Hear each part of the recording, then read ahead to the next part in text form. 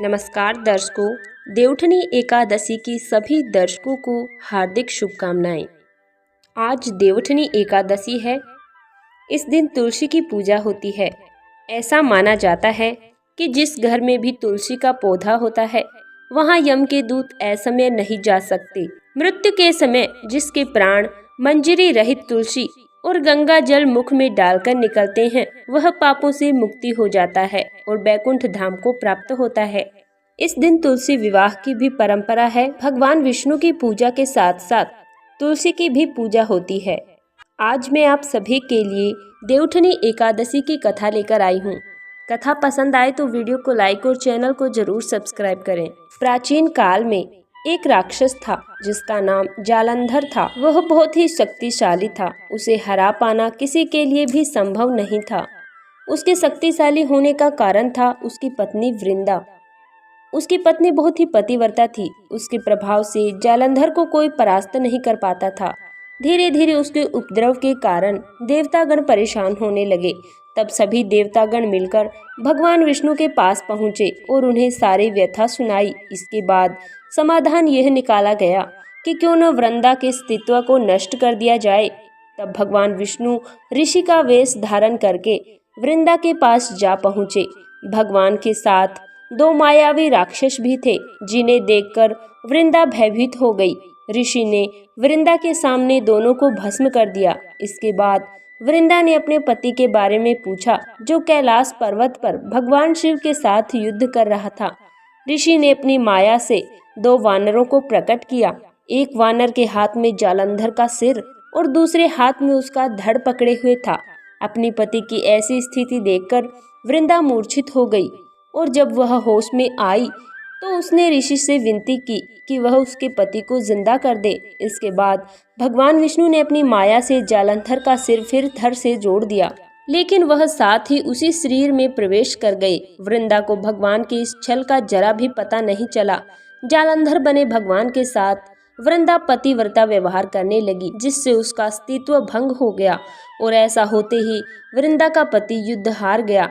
इन सब के बारे में जब वृंदा को पता चला तो उसने क्रोध में आकर भगवान विष्णु को हृदयहीन शिला होने का श्राप दे दिया। अपने भक्त के श्राप को भगवान विष्णु ने स्वीकार किया और शालिग्राम पत्थर बन गए। सृष्टि के पालनकर्ता के पत्थर बन जाने से ब्रह्मांड में असंतुलन हो गया। इसके बाद सभी देवताओं ने वृंदा से प्रार्थना की वह जल्द ही भगवान विष्णु को श्राप से मुक्त कर दें। इसके बाद वृंदा ने भगवान विष्णु को सांप से मुक्त कर दिया, लेकिन उसने खुद आत्मदाह कर लिया। जहां वृंदा भस्म हुई वहां तुलसी का पौधा उग गया। तब भगवान विष्णु ने कहा कि वह उनके अस्तित्व का आदर करते हैं, लेकिन वह तुलसी के रूप में सदा मेरे साथ रहेगी। तब से हर साल कार्तिक माह की देव प्रबोधिनी एकादशी के दिन तुलसी विवाह के रूप में मनाया जाता है। भगवान विष्णु ने कहा जो व्यक्ति भी मेरे शालिग्राम रूप के साथ तुलसी विवाह करेगा उसे लोक और परलोक में यश प्राप्त होगा। अब मैं आपको देवी प्रबोधिनी एकादशी की दूसरी व्रत कथा सुनाऊंगी। एक राजा था, उसके राज्य में प्रजा सुखी थी। एकादशी को कोई भी अन्न नहीं बेचता था, सभी फलाहार करते थे। एक बार भगवान ने राजा की परीक्षा लेनी चाही।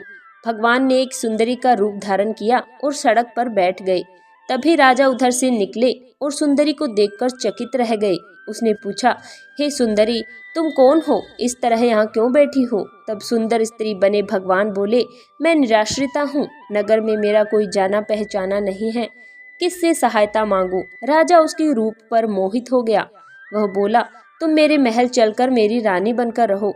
सुंदरी बोली, मैं तुम्हारी बात मानूंगी, पर तुम्हें राज्य का अधिकार मुझे सौंपना होगा। सुंदरी बोली, मैं तुम्हारी बात मानूंगी, पर तुम्हें राज्य का अधिकार मुझे सौंपना होगा। राज्य पर मेरा पूर्ण अधिकार होगा, मैं जो भी बनाऊंगी तुम्हें खाना होगा।